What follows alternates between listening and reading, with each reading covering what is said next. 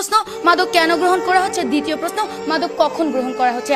প্রত্যয় আমারই বন্ধু, প্রাণ চাঞ্চল্যকর এই ছেলেটি হঠাৎ কেন যেন গোমরা হয়ে যায়। বা পিতামাতার বিবাহ বিচ্ছেদের বিষয়টি সে কোনোভাবে মেনে নিতে না পেরে মাদকাসক্ত হয়েছে।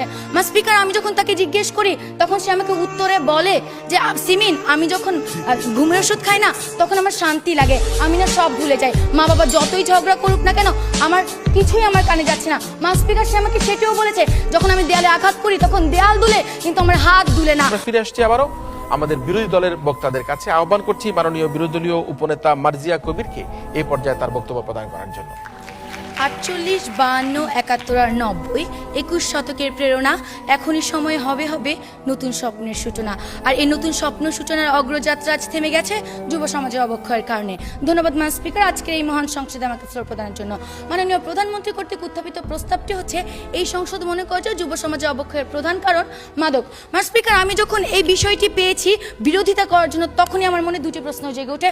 প্রশ্ন, মাদক কেন গ্রহণ করা হচ্ছে। দ্বিতীয় প্রশ্ন, মাদক কখন গ্রহণ করা হচ্ছে। এই দুটি প্রশ্নের উত্তর যখন আমি বের করছি ঠিক তখনই দেখা গেছে যুব সমাজের অবক্ষয়ের কারণে আজকে মাদক গ্রহণ করা হচ্ছে, মাদকের কারণে আজ যুব সমাজের অবক্ষয় নয়। মা স্পিকার, আর এরই মাধ্যমে আমার দলীয় অবস্থান স্পষ্ট হয়ে যায় এবং সরকারি দলের অবস্থান পুরোপুরি ভেঙে পড়ে। মা স্পিকার, সরাসরি চলে যাচ্ছে আমার দলের নেতা কর্তৃক অর্পিত দায়িত্বে।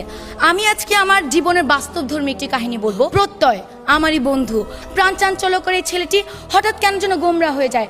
বা পিতামাতার বিবাহ বিচ্ছেদের বিষয়টি সে কোনোভাবে মেনে নিতে না পেরে মাদকাসক্ত হয়েছে।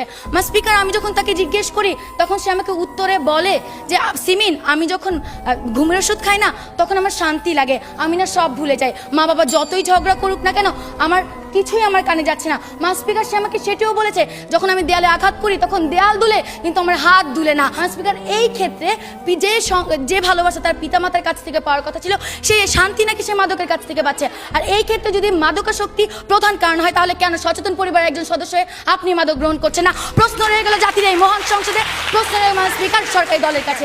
মা স্পিকার, আজকে লক্ষ্য করুন আমাদের দেশে 24.5% যে ছেলে মেয়ে রয়েছে তারা ইচ্ছার বশে পড়ে মাদক গ্রহণ করছে।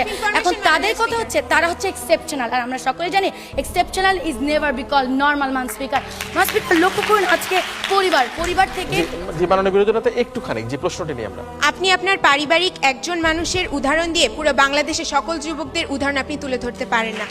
মা স্পিকার, আপনি একজন মানুষের মাদকাসক্তের কারণ নিয়ে পুরো বাংলাদেশের প্রত্যেকটি যুব সমাজের অবক্ষয়ের জন্য মাদকাসক্তি মাননীয় স্পিকার, কোথায় একজনের মাদকাসক্তি নিয়ে আমরা কোথায় উদাহরণ তুলে ধরেছি? তাহলে আজকে আপনি বলে যাবেন যে আজকে যে অবক্ষয়গুলো ঘটছে সেই অবক্ষয়ের মধ্যে যদি আমরা মাদককে উঠিয়ে দিই যুব সমাজে কি আর কখনো অবক্ষয় ঘটবে না?